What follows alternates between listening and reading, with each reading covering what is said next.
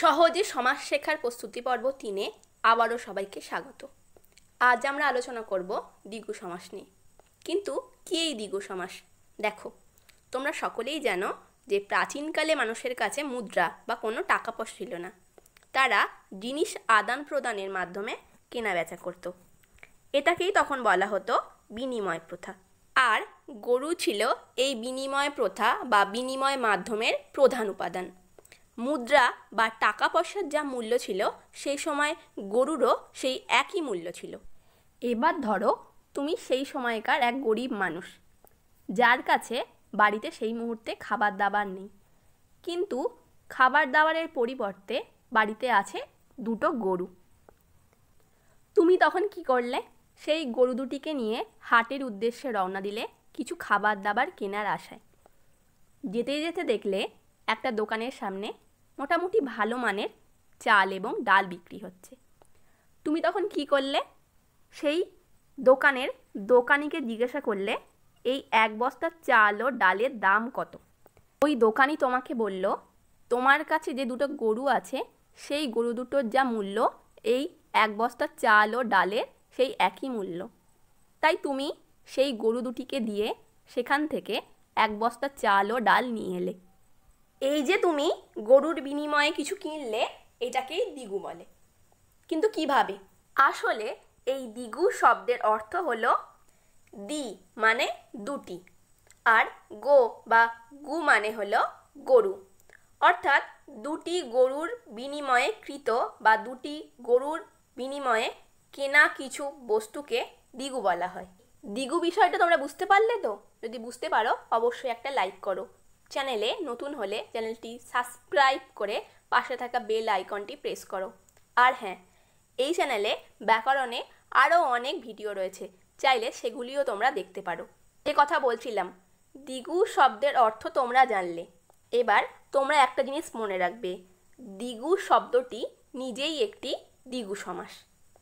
যদি প্রশ্ন করা হয় দ্বিগু সমাস কি, তাহলে বলতে হবে যে সমাসে পূর্বপদটি সংখ্যাবাচক বিশেষণ হয় ও পরপদটি বিশেষ্য হয় এবং সেগুলি যুক্ত হয়ে যে সমাসবদ্ধ পদটি তৈরি হয় তার দ্বারা সমষ্টি বা সমাহার বোঝায়, তাকেই দ্বিগু বলা হয় বা দ্বিগু সমাস বলা হয়। দ্বিগু সমাসে পরপদের অর্থ প্রাধান্য পায়।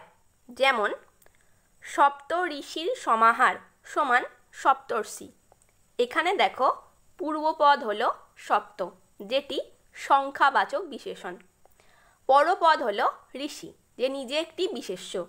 আর ব্যাসবাক্যে সমাহার শব্দটি ব্যবহার করে সপ্ত এবং ঋষি এদের সমষ্টি বোঝানো হয়েছে এবং সমাসবদ্ধ পদটি দেখো পরপদের অর্থ প্রাধান্য পেয়েছে, তাই সপ্তর্ষি এটি একটি দ্বিগু সমাসের উদাহরণ।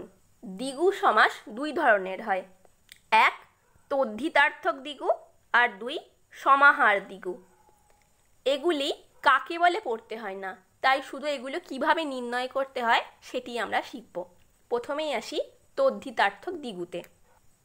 প্রধানত কেনা বা কৃত অর্থ প্রকাশ করার ক্ষেত্রে এই তদ্ধিতার্থ দ্বিগু ব্যবহার করা হয়। এছাড়া এখানে ব্যাসবাক্যে বিনিময়ে কেনা বা বিনিময়ে কৃত এই রকম শব্দ থাকে। যেমন 5 কড়ির বিনিময়ে কেনা বা 5 কড়ির বিনিময়ে কৃত সমান 5 কড়ি।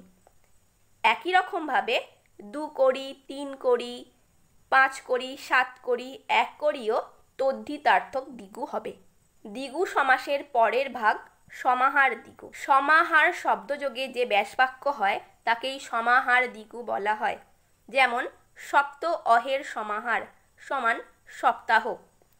এই রকমই শতাব্দী, নবগ্রহ, নবরত্ন, পঞ্চবটী, পঞ্চভূত, 12 মাস বা 12 মাসা, 5 ফোড়ন, শতবার্ষিকী, সপ্তর্ষি এগুলোও সমাহার দ্বিগু হবে। আচ্ছা, এবার বলো তো ত্রিপদী এবং তেপান্তর এই দুটো শব্দের ব্যাসবাক্য কি হবে? তোমরা সকলেই কমেন্টে তোমাদের উত্তর লিখে জানাও। এছাড়া ভিডিওটি ভালো লাগলে এবং আলোচিত অংশের কোনো জায়গা তোমরা যদি বুঝতে না পারো, নির্দ্বিধায় কমেন্ট করতে পারো। আমি অবশ্যই তোমাদের যে অংশটি বুঝতে অসুবিধা হচ্ছে সেই অংশটি আরও সহজ করে বুঝিয়ে দেওয়ার চেষ্টা করব। তাহলে ভিডিওটি এখানেই শেষ করি, দেখা হবে পরের ভিডিওয়। ধন্যবাদ।